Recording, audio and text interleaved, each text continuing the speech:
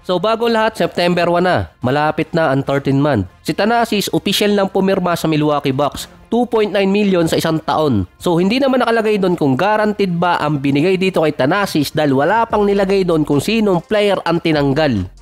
Nasa 15 players pa rin kasi ang nasa roster ng Milwaukee Bucks. Pero isa ang inassure ni Sham na si Giannis mag-i-stay sa Bucks after isign si Thanasis.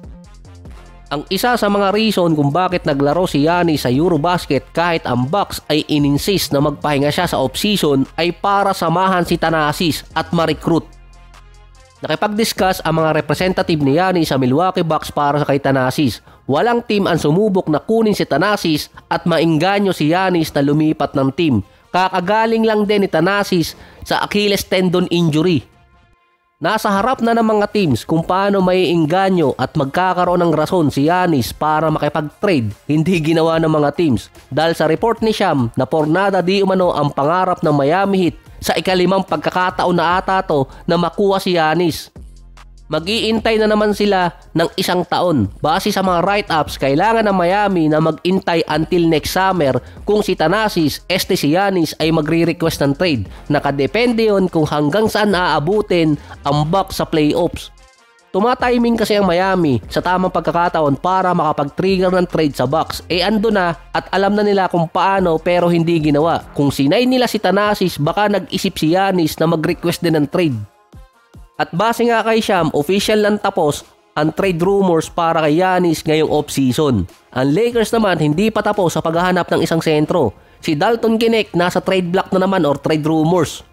Ito ay para sa isang big man na papunta siya para sa Brooklyn kapalit ng isang backup center na si Day'Ron Sharpe na nakalaro na siya ng 4 na season sa NBA pero mas bata pa rin itong si Sharpe kontra kay Dalton. Last year, nag-average si Sharpe ng nasa almost 8.6 rebounds, 2 assists, 52% sa field at 24% sa 3-point area sa loob ng 18 minutes. Si Sharpe nag-agree na ng $12 million sa loob ng 2 taon para sa Brooklyn. Nasa $5 to $6 million yun. Si Dalton naman merong kontratang nasa 4 to 6 million sa loob ng 3 taon. Kahit nag-agree si Day'Ron Sharpe sa loob ng 2 taong kontrata sa Brooklyn kasama si Sir Williams, hindi pa sila opisyal na nakakapirma.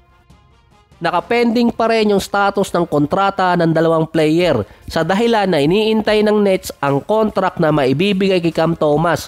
Pwede silang magamit na pang trade ng Brooklyn para hindi tumama sa tax apron.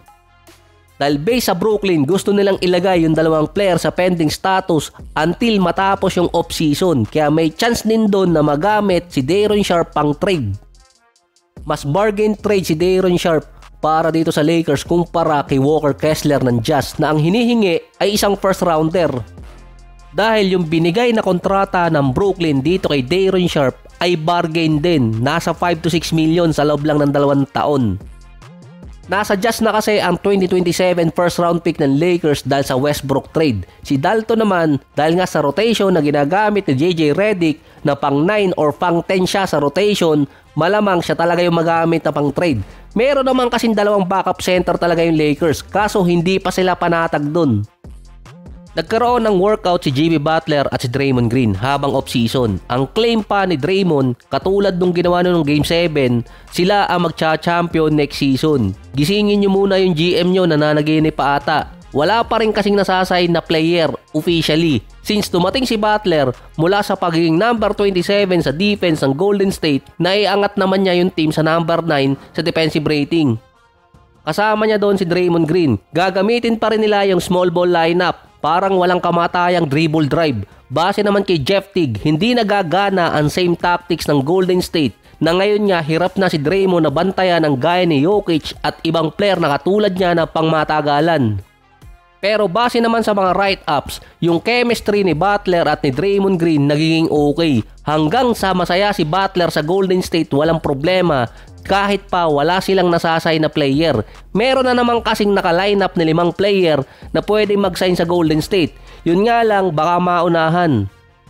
Meron na lang din natitirang nasa 30 days ang Golden State para makabuo ng lineup sa training camp papasok ng pre-season at regular season. Ilang linggo na lang din magsisimula na yung training camp ng NBA.